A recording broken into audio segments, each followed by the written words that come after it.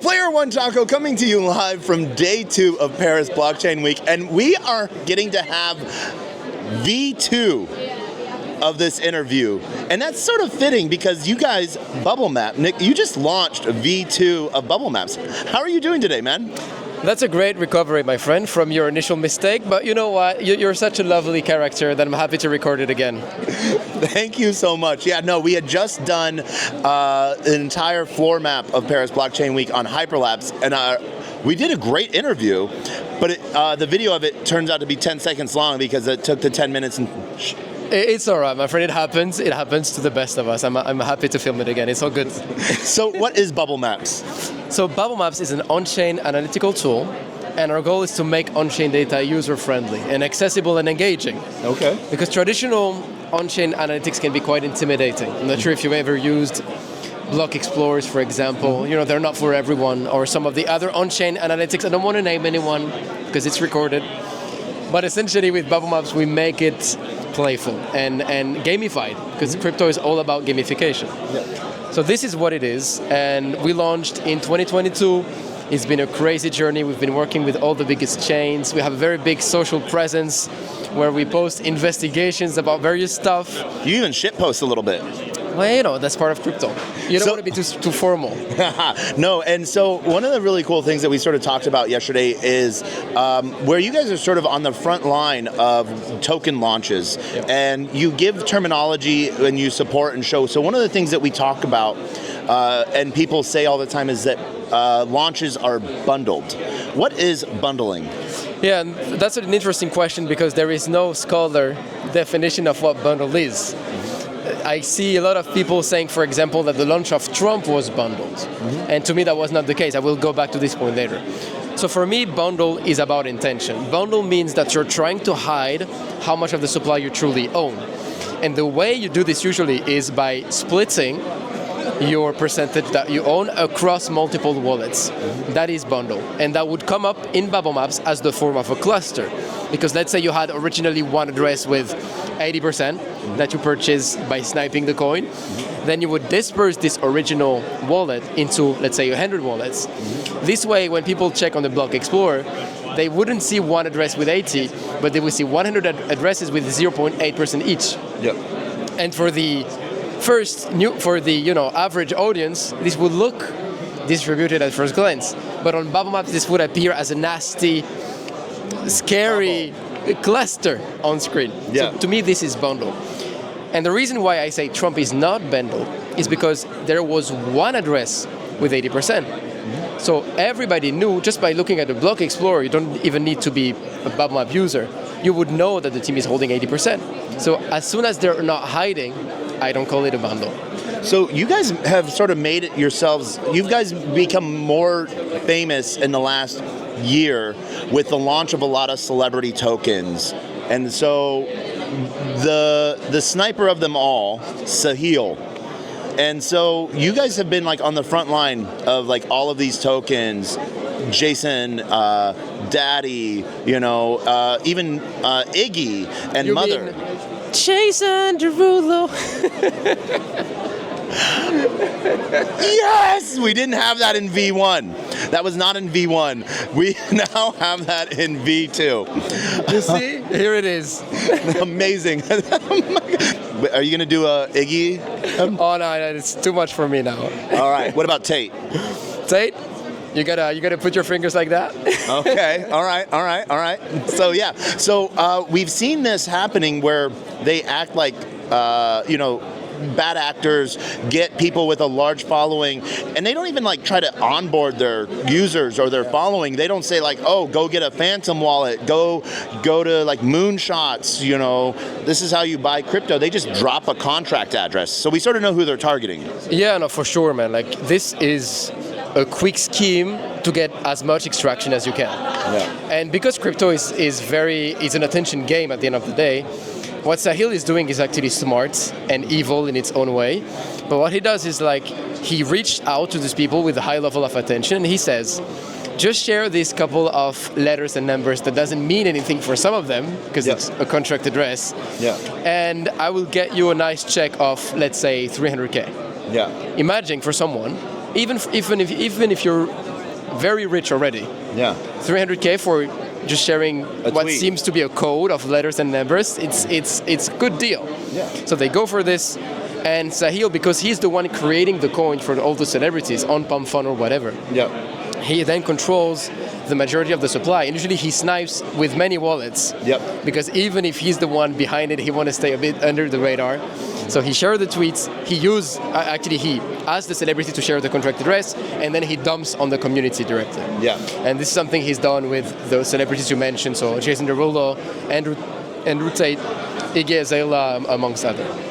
We also saw Caitlyn Jenner. Oh yeah, true. Yeah, Caitlyn Jenner. Go on a date with Soul Jakey. I don't know who that is. You don't know who the Jake? guy with the tattoo? Yeah, Jake. Solana tattoo right here, right? He doesn't have no. That's we're not talking about that dude.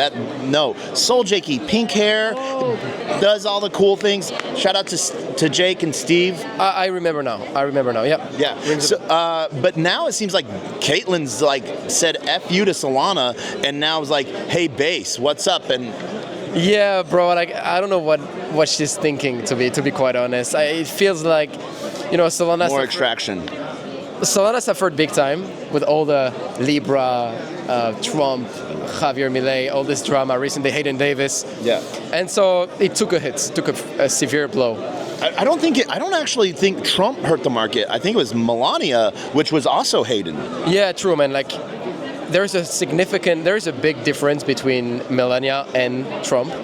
And at first we didn't understand why, because this is a husband and wife, this must be the same team running the show. But we saw just from their website design, their tokenomics, and in the Trump team on the Trump page, they don't call it tokenomics. They call it distribution. They don't use the word coin or token. They actually refer to it as a trading card and an emotion. So wouldn't you say that Trump was like the first actually successful RWA? Man, when Trump launched, I remember this vividly. It was Saturday night, and we woke up at 7 a.m., which is already quite good for a Saturday. And we saw the token was launched 3 hours ago. And everybody back then was wondering, is this a real Trump coin? Yeah. Let's call it a coin just for the sake of the discussion for a second. Is this a real Trump coin or not? Because although it has been posted on his Twitter and Truth Social, there is a slight possibility that he was hacked because it happens all the time. We've been seeing that, and that was a big thing because so I was actually in New York Friday when it launched. I had been at the Solana non-CMO summit that day, and I have my bots and my notifications. I missed it at 400K. Sorry for you, man. Because I was on a space with Soulflare, and I wasn't paying attention to my notifications or at my computer. But then, so I'm a co-host for Mario Nafal, and so got to take stage with Buzz, Kelly, Druith, and Pulse. And at 10 billion market cap, we were still, is this a scam? Yeah, no, for sure. I completely understand. And Res, I hope you can find some solace in knowing that you wouldn't have been able to buy at 400K anyway. Your transaction would have failed. Oh, I know how to front run that bitch. Oh, you sure about that? Because it was highly competitive back then. Dude, I know. I have my ways. All right, good for you. Then I'm sorry for your loss. That's okay. But one of the things that we saw, while we were having the space and talking about it for like 6 hours, I was using both block explorers, giving notifications because I'm really active, but also looking at the bubble maps. Yeah. You guys were on it. That's it. That's the point I wanted to make. So the first thing we did when we woke up this day was we wanted to see if the distribution on chain was matching what the website was saying about the tokenomics. And it was actually a match, which is good. Because most of the meme coin that we talked about, from the celebrities we mentioned, from Sahil and stuff, first, they don't have a tokenomics. And second, there's always an intent to hide how much you truly own. In the case of Trump, not only he was very clear that he owns 80%, now what? Now what are you going to do? I'm the president of the United States, or soon to be at the time. And second, there was a tokenomics that was matching the on-chain distribution, and he explained clearly in the website that this 80% was dedicated to the trading card.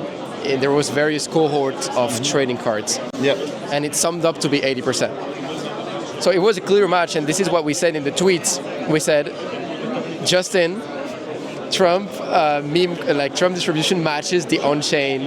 You got some flack for that. I remember that. Yeah. And a lot of people keep saying, Bubble Maps, you keep FUDing coins. We FUD coins, don't call this FUD. We explain clearly when there is a discrepancy between what you say and what is on-chain. Yeah. This is where Bubble Maps comes into play. We don't FUD. And most of the time, there is obfuscation. In the case of Trump, that was not the case. So we actually celebrated this launch because that was the first instance in months where celebrities was actually very clear with how much they own. There is nothing inherently wrong with owning a lot of your supply if you're clear about it. Yeah. And that's one of the things that we've seen, like, there's been a big shift in token launches from, where literally just tokens being locked into a liquidity pool and then being put up for sale and like the contract going live to now like these bonding curves, initializations and stuff like that. And so do you think that that's changing? Oh, sorry, say that again? Do you think that the way token launches have like 2 years ago versus today, do you feel like the bonding curve idea has changed token launches? It's a good question. I think the bonding curve is just a clever way to put them on a DEX, and Pump Fund invented this concept of bonding curve. I think for me the true innovation is now launching a coin is literally 2 clicks away. You pick a ticker, you upload a profile picture, and your token is out there. They created a beast, man. Like Pump Fund, right now there is 50,000 tokens created a day. Yeah. I think it decreased a little bit from the Solana all-time high, but just to give you a rough idea, it's roughly 1 or 2 coins a second. Mm-hmm. Interesting, no? Yeah. Well, I remember by the 16th of January, between January 1st and January 16th, 6 million tokens had been created. Yeah, it doesn't surprise me. This is insane. So this is the true innovation. I remember back then, when we created our first token, that was migrated to BMT later. We'll get to that point. Creating a coin was relatively technical. Like, you needed to go to these weird websites, choose Remix. You needed to deploy a token via like Helios or Metaplex if you're on Solana. Exactly, man. And like, you needed to put the LP yourself into the DEX, choose the decimals of your coin. And what does this even mean? Pick the decimals of your coin. I mean, and so Pump Fund, they eliminated a lot of this token factory. Yeah. And token factories aren't a new thing. They've been around for a while. Yeah. BSC, we saw that and so you guys have made a really big home on BNB and Solana. Yeah. And we'll get to that in a second. But like, token factories aren't new, but the way Pump Fund did it. Exactly. And the way they did was essentially by removing a lot of the unnecessary choices that people had to choose from. Choose a supply. Like, what's the point of choosing the supply? No one cares. Yeah. Like, you just want to choose the name and the profile picture. The rest is just technical stuff for devs. Let's leave it to the devs, Yeah. And so this is what they did, and it worked fantastically. Yep. We've seen a lot of cool stuff come out innovation-wise on Solana, trying to engage that intention for just a moment. We're in an attention economy. So you guys have done that, and the gamification of your bubble maps. You have your attention, you can see it. Yeah. And so you guys originally had a token called Moon River? No. Moonlights. Moonlights. I always forget that. I just remember Moon. That's all you have to remember, my friend. That's a ticker on BNB. And so you guys used to have, like, I used to have to hold the token to be able to get new analytics and stuff like that. Yeah. And so you guys made it a utility token. And now you have BMT, and you guys got a lot of FUD. Yeah, man, I think launching a token is never easy. It's always a time where you're vulnerable, because at the end of the day, launching a token is something you do once or twice in your life. And it's not like you... Hopefully. Hopefully. It's not like you have hundreds of opportunity to train and to prepare. And also, there's a clear difference between us launching a token, Moonlight, on a Thursday evening, just 3 founders having fun, not knowing what tomorrow is made of, and launching a token like BMT, which is like hundreds of investors and market makers and a big centralized exchange listing. and like all of this at once. It definitely feels like launching a skyrocket. Is it how we say skyrocket? No, sorry. Rocket ship. A rocket ship, thank you. I like skyrocket. What is skyrocket again? I don't know. Rocket ship? Yeah, rocket ship is the word I was looking for. Yeah. So definitely feels like a giant puzzle where every piece is important, and if you miss one, the whole thing can collapse. And so again, the reason why we got a lot of FUD is also because sure it's a time where you're vulnerable, but also because Bubble Maps has made enemies along the way as we get exposed all these shady influencers and all those people who are genuinely profiting from launching tokens and extracting millions. They were happy to return the favor when we launched our token. It's fair game, it's fair game. But it's funny to see how most of the people that fought us were people that got attacked by Bubble Maps along the years, which was not surprising for us. And also, last point, there is a clear difference between launching a meme with 80% of the supply owned and launching a utility token with 80% of the supply owned. This is not the same at all. And you guys launched on both BNB and Solana. So you guys you're like, I want headache in two worlds. Oh my goodness. With hindsight, maybe I would have done things a bit different. For example, let me get back to the point. Yes, we did on two chains, BNB and Solana. The reason is because Solana is where we have most of our users on the tool, Bubble Maps, and BNB because it's our home. It's when we launched Moonlight the first time, and so we felt kind of an allegiance to both both ecosystems. You guys lost a lot of the FUD disappeared when BMT got listed on Binance, huh? Funny weird enough, weird how that happened. the FUDers were silenced for some reason. They disappeared. Right. But yeah, that's part of the game. That's part of the game. And you have the big launch of V2. You still have a huge waiting list for it. What is the difference between V2 and V1 Bubble Maps? So V2 is V1 on steroids. And essentially, there is a couple of things on V1 that we needed to drastically improve on V2. Let me say three things. The first one is the real-time aspect of V2. V1, you had to manually refresh the Bubble Map. Yeah. And it's something that is super counterintuitive because in crypto, when you look at a chart, it is live by design. It's a chart. You don't need to refresh the chart. Yeah. So this is what we did on V2.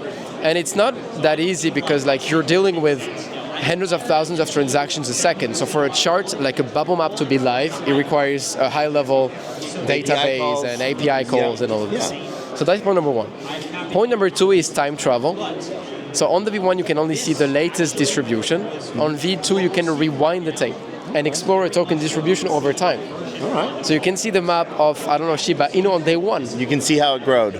You can see how it growed, and it's usually super interesting to see the map on day one because this is when the shady stuff is taking place.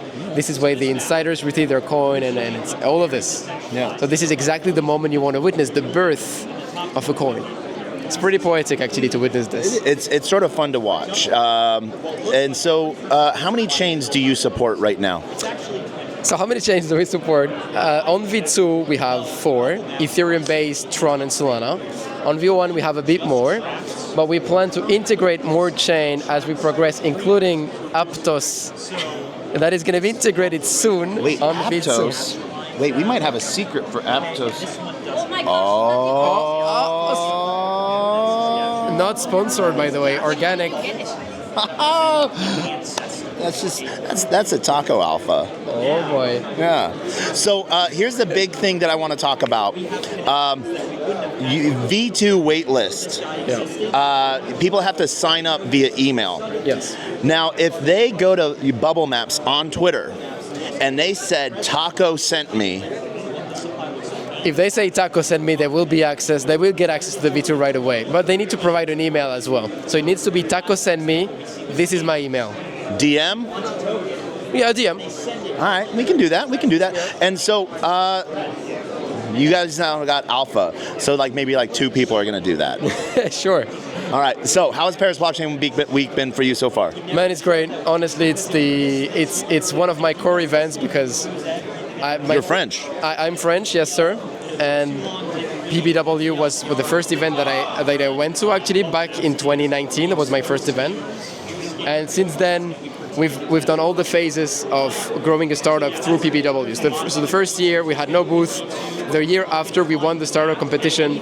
The year after we got a small booth next to the toilets. And this year we have a big booth, 9 meters square. Yeah, I remember that one. Yesterday. So where my heart is with PBW is it was actually my first European conference 4 years ago. Awesome. How much? 4 years ago. Oh, I heard 40. Yeah. Oh, like, come on. Man. I'm not. No. Come on, man. I interviewed someone today, and they're like, "Oh yeah, I started buying Solana in 2014." Oh, I'm comfortable. And I'm like, I don't believe you. Yeah. Another good lie. Yeah. So I don't know. What's the last call to action you want? I would say definitely, as the slogan just say, just bubble it, meaning before investing into a coin, check the bubble map. It take 1 second of your time, and it will avoid you getting scammed most of the time. Maybe. Maybe not, but all right. Better to do it. We'll see you next time, and as always, peace.